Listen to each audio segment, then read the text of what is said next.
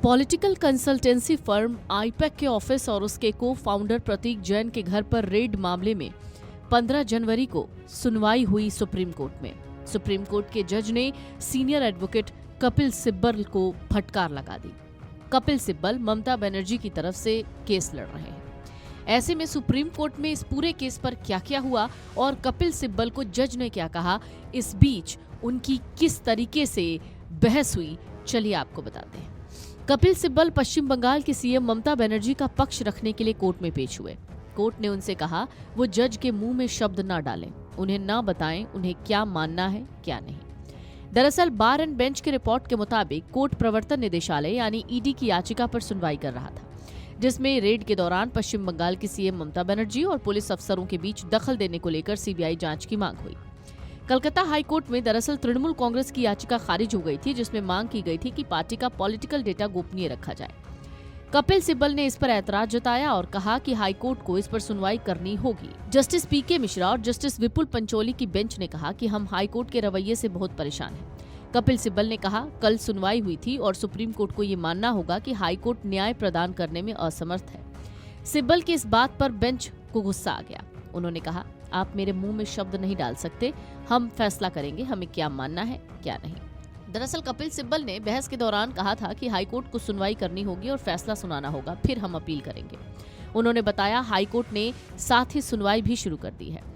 Senior advocate Abhishek Manu Singhvi भी court में मौजूद थे। उन्होंने कहा हाईकोर्ट ने सुनवाई टाल दी और कहा कि ये मामला सुप्रीम कोर्ट में पहले से लंबित है। इस बीच तुषार मेहता ने पश्चिम बंगाल की मुख्यमंत्री ममता बनर्जी पर गंभीर आरोप लगाए। उन्होंने कहा ईडी रेड में ममता बनर्जी का दखल चौंकाने वाला था। एसजी मेहता ने सवाल किया कि मुझे नहीं पता वहां छिपाने के लिए ऐसा क्या था कि मुख्यमंत्री को पूरी पुलिस फोर्स के साथ खुद घुसना पड़ा। इस पर ममता बनर्जी की ओर से पेश हुए कपिल सिब्बल ने कहा आईपैक का दफ्तर टीएमसी दफ्तर का हिस्सा है। उन्होंने रेड की टाइमिंग पर भी सवाल उठाया, कहा चुनाव के वक्त इसकी क्या जरूरत थी। कोर्ट रूम में ही कपिल सिब्बल और एसजी तुषार मेहता के बीच बहसबाजी को देखकर सुप्रीम कोर्ट को दखल देना पड़ा। कहा यहाँ हंगामा मत कीजिए। सुनवाई के दौरान ईडी की तरफ से additional solicitor general SV Raju ने हाईकोर्ट से सुनवाई टालने की मांग की थी। कहा था ऐसी ही याचिका सुप्रीम कोर्ट में भी लंबित है और हाई कोर्ट ने भी उस पर सहमति जताई थी। कोलकाता में ईडी रेड के दौरान आईपैक ऑफिस में सीएम ममता बनर्जी और पुलिस प्रशासन अधिकारियों के जाने और फाइलें ये सब ले जाने पर सुप्रीम कोर्ट ने माना कि जांच एजेंसी के काम में दखल हुआ है।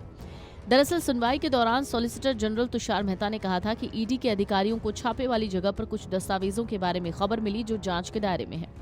स्थानीय पुलिस को छापेमारी की जानकारी दी गई थी, लेकिन सीएम ममता बनर्जी ने गैर कानूनी तरीके से छापे की जगह पहुंचकर दस्तावेजों की चोरी की। सुप्रीम कोर्ट ने ईडी अधिकारियों पर दर्ज 4 एफआईआर की कार्यवाही पर रोक लगा दी। कोर्ट ने कहा राज्य सरकार की एजेंसियों को केंद्रीय जांच में हस्तक्षेप करने का अधिकार नहीं। ये मामला देश में कानून के शासन और संवैधानिक संस्थाओं के स्वतंत्र कामकाज पर गंभीर सवाल उठाता है। सुप्रीम कोर्ट ने पश्चिम बंगाल पुलिस प्रशासन और ममता सरकार से जवाब तलब किया। इस मामले में कोर्ट ने सरकार और राज्य पुलिस अधिकारियों को नोटिस दिया। कहा 2 सप्ताह में जवाब दीजिए। बंगाल डीजीपी राजीव कुमार और कोलकाता पुलिस कमिश्नर मनोज वर्मा के सस्पेंशन की मांग पर केंद्रीय गृह मंत्रालय और ममता बनर्जी से राय मांगी गई है। सुप्रीम कोर्ट ने बंगाल में पुलिस प्रशासन को घटनास्थल से जुड़े सीसीटीवी सुरक्षित रखने का आदेश दिया गया है। कोर्ट ने कहा सभी सीसीटीवी फुटेज और इलेक्ट्रॉनिक डिवाइसेस को सुरक्षित रखा जाए ताकि आगे की सुनवाई में कोई साक्ष्य प्रभावित न हो। वीडियो डेस्क अमरउजाला.com। अगर आप ये वीडियो YouTube पर देख रहे हैं तो हमारे चैनल को सब्सक्राइब कर बेल आइकन दबाएं और Facebook पर देख रहे हैं तो हमारे पेज को लाइक करें।